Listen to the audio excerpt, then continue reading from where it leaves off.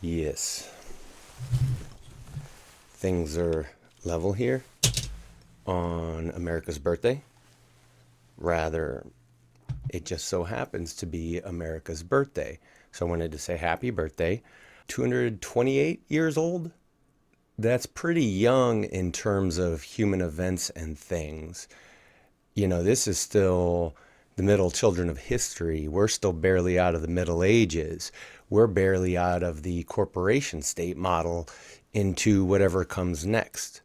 I know things have been tough lately.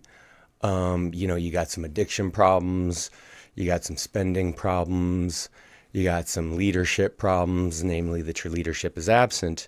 But getting into today's topics, I was going to talk about standards of values, especially relating to appearance, behavior, communication, what people like and prefer versus what they don't like and prefer. But right now on the channel, something's premiering. So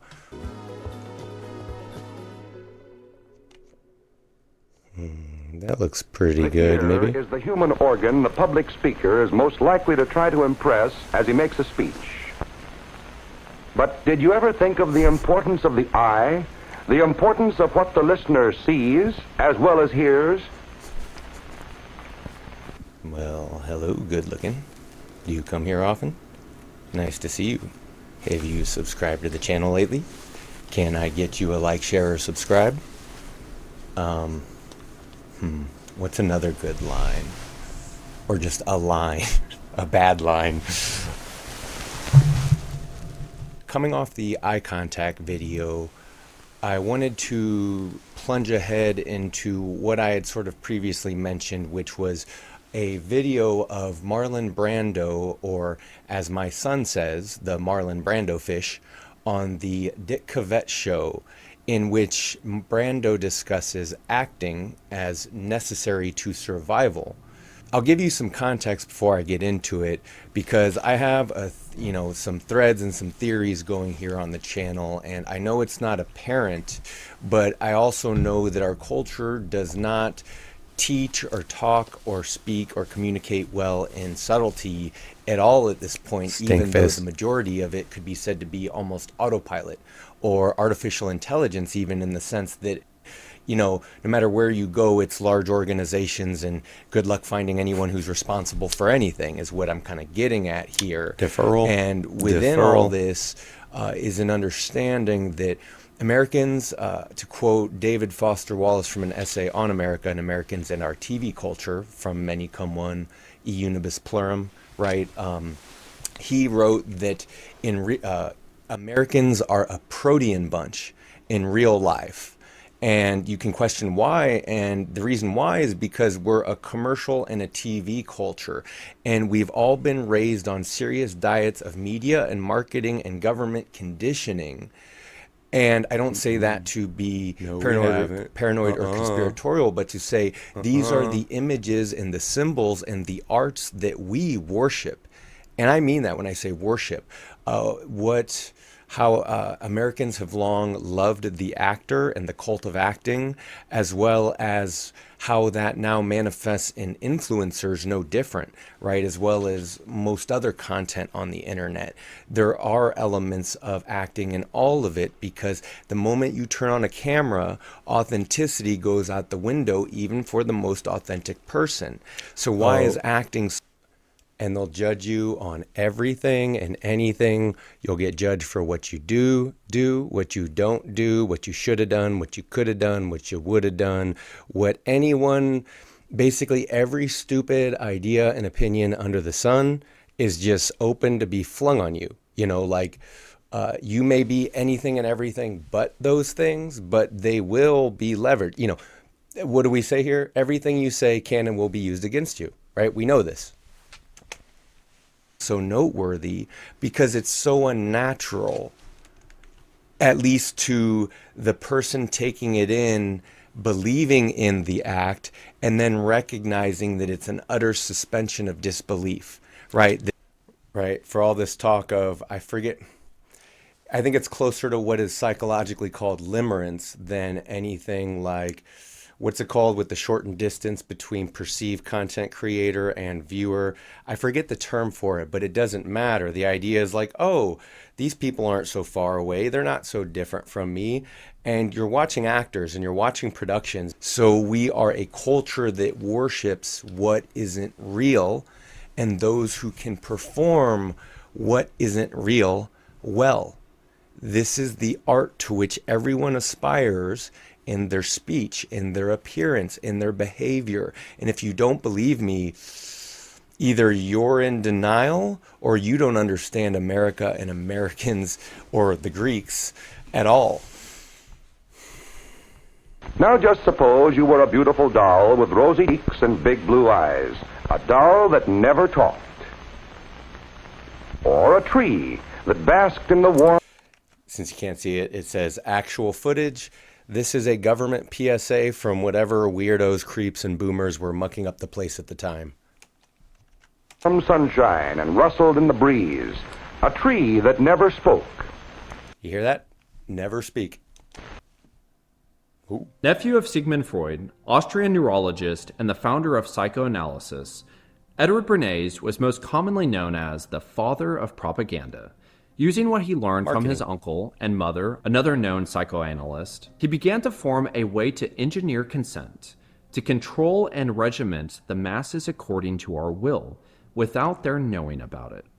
John D. Rockefeller was beginning to invest his fortune into the education system, creating the GEB, a promotion of education to the common person, with his advisor and co-founder of the GEB, Frederick Taylor Gates, famously stating, "We shall not make these people or any of their children into philosophers or men of learning."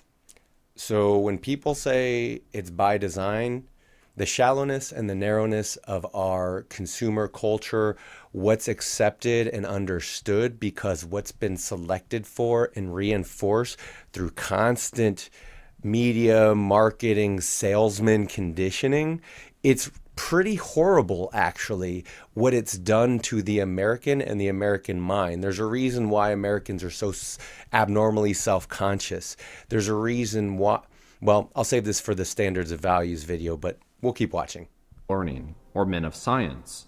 The task we set before ourselves is very simple, as well as a very beautiful one. To train these people as we find them to a perfect... Oh, and in this video from Damon Cassidy here, Why Consumerism is Designed to Ruin Your Life, you should see the kind of jowls, the kind of pigmen who wanted to design this ideal society.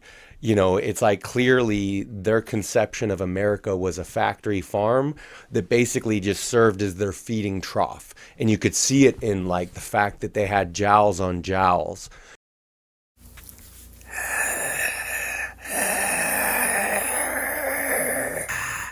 Hello, my fellow Americans. Excuse me. I was tightening my head. Maybe I'll do a reaction video to this. I like this guy's mustache though, but his societal fungineering leaves a lot to be desired, because as any intelligent American knows, it's almost bad news to be born intelligent here, insofar as they're either going to medicate you, or it's just there's a reason why it's an uphill battle, right? There is a competition going on, but the very leveling off of it in the market is the dumbing down, is the watering down, is the selling out, is the devaluing of what's valued most. It's otherwise unneeded. Social mobility was never needed in this country, and it's been a popular mythology up until recently. And I think only now are people beginning to see just how fake, just how engineered, just how manufactured and marketed the majority of our society is. And you can see it from the top to the bottom, not just in the people's protean nature, not just in their behavior, not just in the fact that everything's brought to you by Carl's Jr. and most people can't seem to have relationships or anything outside of the corporation state, because the whole thing is such a corrupting influence. It's completely hollowed out and bankrupted our society. But I guess the video gets into this. I'm getting ahead of myself. Perfectly ideal life, just where they are. So we organize our children into a little community and teach them to do it in a perfect way. It rubs the lotion on its skin. It does this whenever it's told. Hold on. Secretaries, worker drones. Where's the fun? Huh? Where's the spark? Where's the unspeakable evil?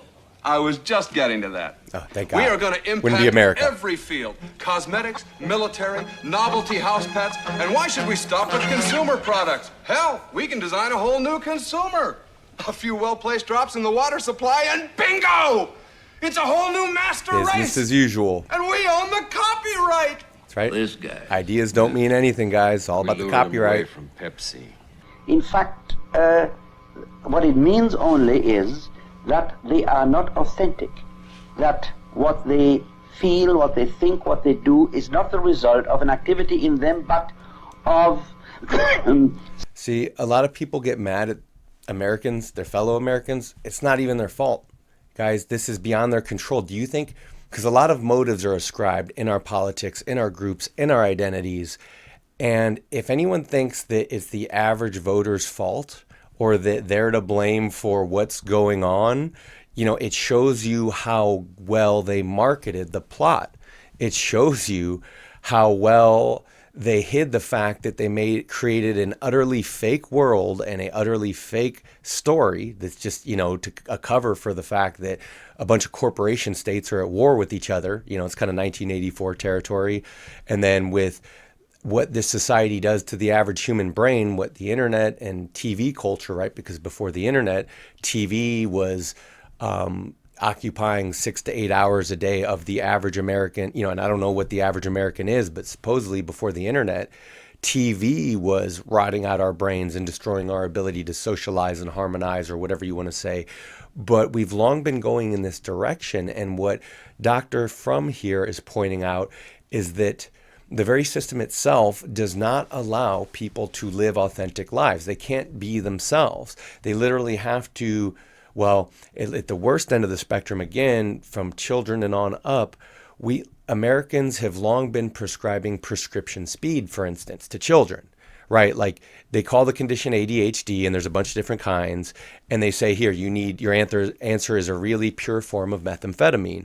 And it's really popular amongst musicians and college students and truck drivers, you know, Ritalin, all these other types of speeds. But I'm just giving you an example of how from an early age, the American is taking their fellow American and just cramming them in a box and, you know, chemically castrating them or psyoping them or altering their brain chemistry in some way to fit them into this shallow consumer society that doesn't value human beings. Hey, this market, this story, the language we use because it's so effective, the arts we use, speech, rhetoric, right? There's a reason people worship this. There's a reason we worship actors. Better keep going. Something they are told, but told not even directly, but by implication, by signals. We obey today by signals, while 100 years ago, we obeyed because we were told that's what you have to do, and if you don't, you will see what happens. Testing real quick. This was a much cruder, but in fact a much healthier method. But in a way, in a subtle way, it's the same thing again. Yes, it's worse, because how can I protest, how can I know that this I want and this I don't want if I'm never told I have to do this? I prefer to be told, then I know that I obey, rather than to get signals which operate in a subliminal or indirect or unconscious way, like in an animal experiment. As far as there is authoritarianism today... All right, sorry to interrupt again. I don't want to do this too much. I want to keep going. But real quick, whatever the people in this country did from, you know, your Bernays and your everyone else who wanted to get their dirty little fingers on the American mind, it's hard not to see this country as a large jar of a bunch of different colored ants. And the owners, whoever owns and runs the place, you know, you'll never get an answer, right? No one's ever responsible here. But the people who own the place, it's like they have this jar of ants, and they just really like shaking it up, like a child, like a young psychopath. So if we're coming out of the Middle Ages of history here, like I said, you can see what the Middle Age, and it's kind of perfect for what, like, America has been a country of middlemen, and middlemen have bled this country dry. They've bled the arts dry, which this video gets into. I'm getting ahead of ourselves again. But let me just keep going. In the overt sense, I think masochistic and sadistic elements are in it, just as I try to describe them. But I think authoritarianism is Watch yourself. overt authoritarianism, is yielding to Careful who you covert listen to. authoritarianism today, namely to the manipulation of men by signals. The authoritarian pattern of escape is gradually diminishing into the automaton pattern that you That's talked right. about. That's right, and here too, in our industrial bureaucracy, while we pay lip service to individuality, to private enterprise, private and individual initiatives, Lip service, guys and gals. More I said this in another video. You know, you can see this for a long time, the corrupting influence that the family's been destroyed. Like the family was a nostalgia word like decades ago. And not just that the family has been destroyed. and more into a bureaucratically organized. Right. Even when Americans are there, they're not present. Like everyone's got this starry-eyed, far-away look. It's been like this as far as I can remember, guys and gals. You know, that, again, no one's responsible here. Everyone's off working for the tomorrow that never came. Or maybe they find, you know, because this is about outcomes, and look at America's outcomes. Society in which really the average person is the organization man. That is Sold to you say, all the out. man They who did. has escaped into Oh, automaton. I was criticizing that America is a country of middlemen, right? Because who are these people? You'll never meet them. You'll never see them. You'll never get an answer. You know, I think it was basically the boomer. I think maybe it's that American society peaked in the boomers era, and that the boomer became the ideal modeled consumer-made copyrighted American. You know, and you can really hear it when they tell you how much their house is worth. You know, as the rest of the as their country burns down around them, they'll tell you how much their house is worth. Right? It's hilarious. But I think that's where, you know, Bernays and Rockefeller and all the people in Congress. This is where everyone who owns and runs the place. This is where their plans came into fruition. It peaked with the boomer. And now everyone's bored, because it's kind of interesting that as a society where our biggest imports and exports are sex and violence, it's interesting that it could be so boring, that the peoples and their minds could be so dull. But that's the nature of constant propaganda in your face, in your eyes. Even before the internet and cell phones, this stuff was everywhere, you know, just endless advertising, beating, harassing, bothering the consumer. That's how the franchise was born, which is really good if you need a burger, right? Because you want your burger being like the same every time, right? You know what to expect. It's either good, it's to spec, or it's not, right? It's always about, you know, in production, it's about meet and spec, right? It doesn't mean it's anything special. It just means it's serviceable, it works. So you can do that at McDonald's and it works, but, you know, to do it to an entire culture causes problems, right? You know, you become McFlurry-headed and you become paranoid and crazy. But this is why marketers figured out lying to everyone works really well. Because you could feel really good for a minute, but then it doesn't really work, because then you need to buy more crap, right? And that's how you have a consumer whorepocalypse, right? And everyone's just bumming out, right? Because the culture kind of, I know someone did, it's almost like God hit hyperdrive and prolapsed the consumer culture's asshole, and we're just living in the fallout, really. God died and the universe's rectum was prolapsed and nobody noticed. And now they're noticing. Right now things are weird. Oh, all of a sudden now we're paying attention to what's going on around us, but not really, because it's too much. There's just too much information to process. You know, there's a reason why they never engineered consent. They just removed it from us a long time ago. You know, so the fact that by the time big tech is stealing data. Now, the American corporation state shall have a total monopoly on the human data.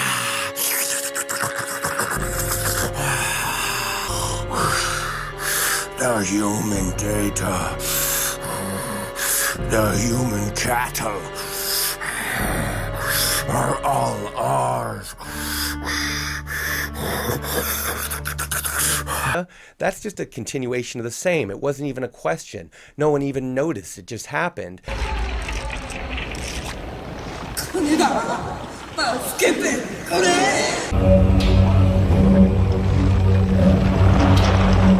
Advertising I had seen recently for even something like Google Chrome, where the advertisement reads, Google Chrome chrome is where the heart is. A more accurate advertisement would be like, everyone stay calm. The entire world is taken over by Google. Google is in every computer and home. No one be alarmed. No one even noticed that the world just got taken over. And whatever reality is whatever Google says it is, right? But that's okay. And by the time they're using biometrics to put people in concentration camps the world over, you know, or whatever other ways people use technology to dehumanize and control one another, because this is business as usual as well, and there's no pretending otherwise, right? You know, we just see how it all plays out, and everyone plays their part and then pretends like they're good and it wasn't them. But like, as an American here in America, I could tell you, I watch these fake people sell themselves and their family out every step of the way. I've always seen it. I've remembered it as far as I can remember, back to ages like 4 or 5, going, why are these people so fake? Why are they hiding so much? Why are they so self-conscious? Why? Like, I was picking up on these things early, and it's quite the head game. So it's no wonder to me that the prison systems and the mental asylums and the amounts of prescription meds and incidents of mental health, it's no wonder to me that this stuff is ballooning and exploding, and suicide and loneliness, of course. Keep watching. And conformity to a more and more bureaucratic. And I saw that too from the very beginning, going, what's up with these like, who is in there? Who is this mass of a human being? Who's hiding in there? Man or woman, doesn't matter. I've said it, well, say it in the video. In which the illusion chameleons, of wallflowers, men become blend more right and more in, cog in the machine, and they think they're hiding. They think right here, right now, we are building a better tomorrow for those who uphold the vision of EES. Bill, if I could just add one thing. Those who dare oppose us will stand knee-deep in the blood of their children. To see what's left, right? There's something here, but there's a lot of trash your ears with the blue sky. to clear Do you away. know how you would be judged? You'd be judged mostly by your appearance, by the way you looked. The Romans too, and also the Christians. But I've gone on long enough here on this, so we're going to get into this. And some context real quick is to say that it's Marlon Brando, right? The Godfather. You know, this, the day of my daughter's wedding. Try that again. On this, the day of my daughter's wedding. No, wait. He still sounds like Grandpa Simpson.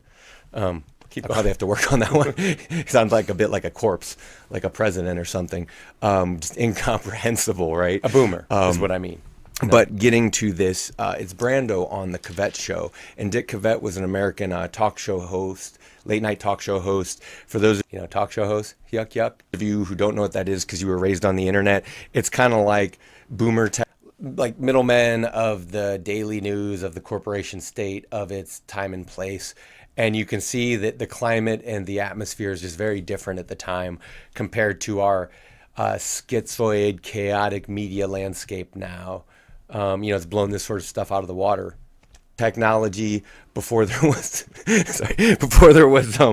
influencer or the YouTube or the TikTok, there was old white guys and occasionally an Arsenio Hall on television, and then have a variety show where they have on actors and people promoting products and things. And, this is all the corporation state, right? This is all Hollywood and state-sanctioned FCC-approved stuff, right? So this is coming out of the main thrust of our culture. I need Americans to understand nothing goes to the public without the government's approval. It's always been this way. And they fought tooth and nail to control everything for a long time. And when they realized that couldn't work, they said, all right, so long as we get our cut, right? That's your taxations and that's your normal things. But there was also the element of, well, they're still just going to, then they just had to ramp up their PSYOP efforts, right? Because that's what influencing public opinion, marketing, because in case people don't know, politicians, actors, anyone who's worth money, like anyone who's that valuable, they have whole marketing and PR teams. They have speechwriters. They have image consultants. And I wouldn't be surprised if their image consultants had image consultants, right? So I need you guys to understand how deep this all goes. Image and acting, it's not just what we buy and sell. It's not just our highest and lowest forms of expression. It's our very government and our politics too. The whole thing from top to bottom is a show.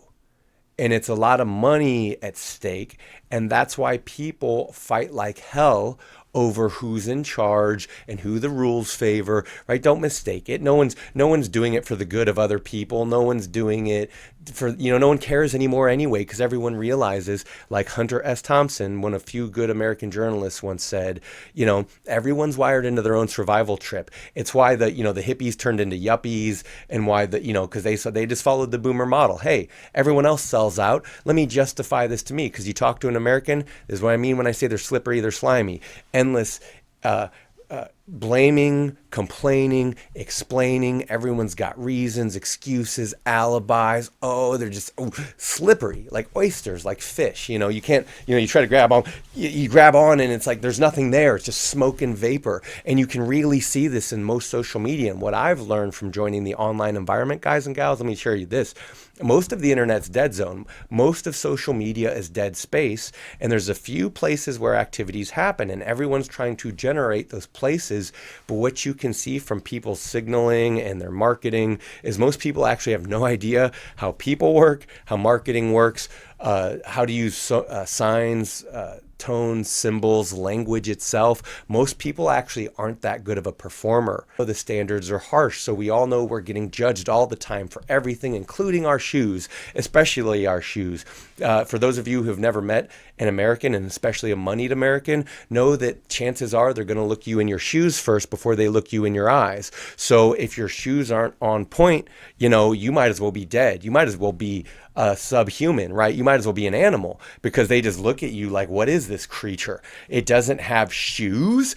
Jeeves, do away with this thing for me, right? And then you call the cops on them, and then you also make a big deal and pretend like you care about anyone calling the cops on anyone, right? This is what I mean, right? Everyone uses what benefits them.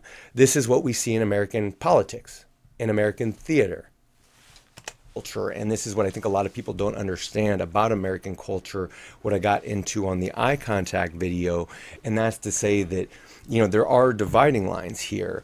And part of that is basically the corporation state and everything that exists alongside or despite that or regardless of that. Take a look at what was happening back, a few decades ago with Marlon Brando and Dick Cavett, because it turns out it's all really relevant, especially to politics, as much as it ever was. So I have the stream set up here. Oh, I'm already boomering it. There we go. Boomering my technology. Monkeying my technology just fine. Let's see, Brando. Why do you downgrade acting as a profession?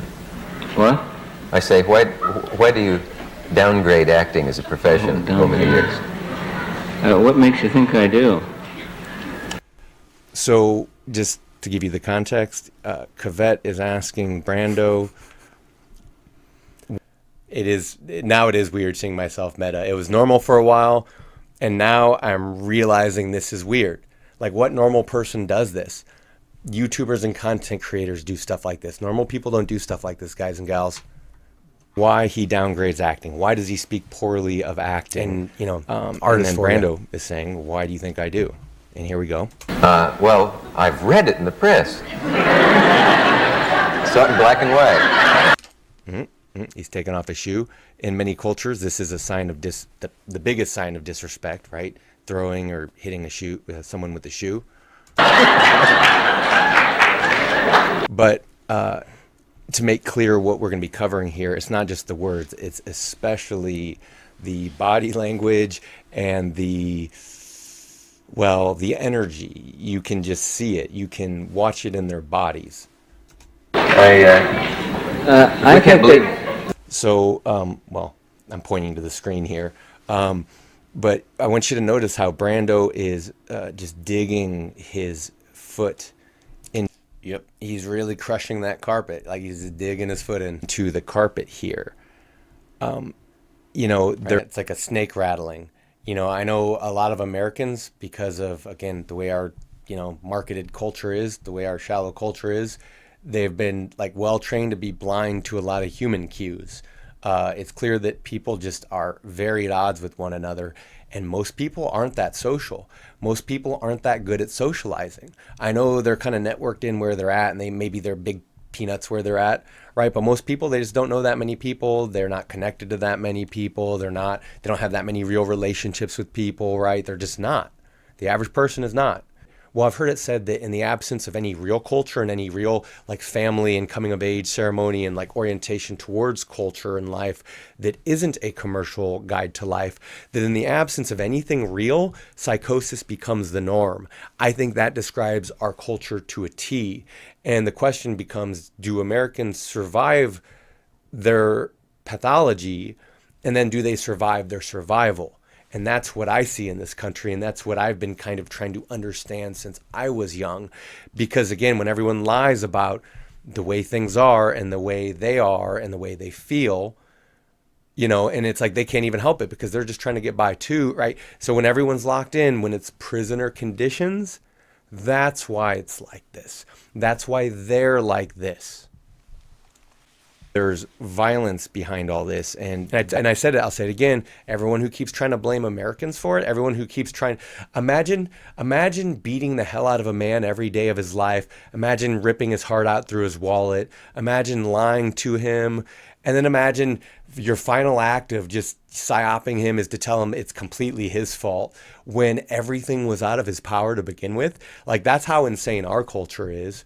And the very American definition of insanity became trying the same thing, expecting different results. But here's the difference. Back to acting, if people still don't get what this all means, it's that men are polite to each other, not because we want to be or even that we need to be or we have to be or we should be. We don't have to be anything here. We learn to get along with each other because of the real threat of violence with us. But let's keep going. I want you to pay attention to his feet, the Brando fish. Observe the rare Marlon Brando fish's hands and his shoes and his face. The press, I don't know what we can believe in this country. You know what I mean? It's not a fit profession for a man. In an effort to help your ratings. Right. All right. So, pleasant insult, right? Just glide right past that. Smile right to his face as he says it. See his hands grasping the seat, right? Violence, constraint, or maybe he's just acting to. Basically, he's acting. Right? That's what being high maintenance is. What being difficult is. It's all acting. Everything for humanity has always been sheer necessity. Again, when I talk about the naivete of Americans, and I guess by now you might have seen in my last eye contact video the reality gap or whatever I called it about what Americans perceive to be wealth and status and what it really is like in this country. You know, the illusions that everyone buys and sells versus reality. Professionalism. I'll maybe say something. I think that we couldn't survive a second if we weren't able to act. That acting is a survival mechanism. He's nodding. I agree with him. And it's a social unguent, and it's a lubricant. And we act. He's right. Did you hear that? He's saying it's a social lubricant, right? Like, you'll forgive something to spare group harmony. Usually we're avoiding. I didn't explain this well. I'm about to say it here. Usually we're avoiding confrontation rather than having it. But that's what I meant about the previous statement. The idea being that, we're constantly figuring ways to work around and with people, because if we actually think of dealing with children, if you have to deal with a child's every thought and feeling, like, you would just be stuck in the grass. You would never get anywhere. Like, you have to kind of direct, right? This is where, and I guess you could see it from the top down as a society. That's the whole model, right? So everyone's taught how to direct yourself, how to direct your kids, how to direct. Anyway, happy birthday, America and Americans. I hope you guys have a great holiday. Hope you have a great summer. Everyone else, shun the non-believers. Take care of yourselves out there. And I'll see you soon. That's what it's like to be an American. Because, like, you're programmed from an early age. You don't necessarily think like, oh, my childhood was shaped by marketers, but it absolutely was.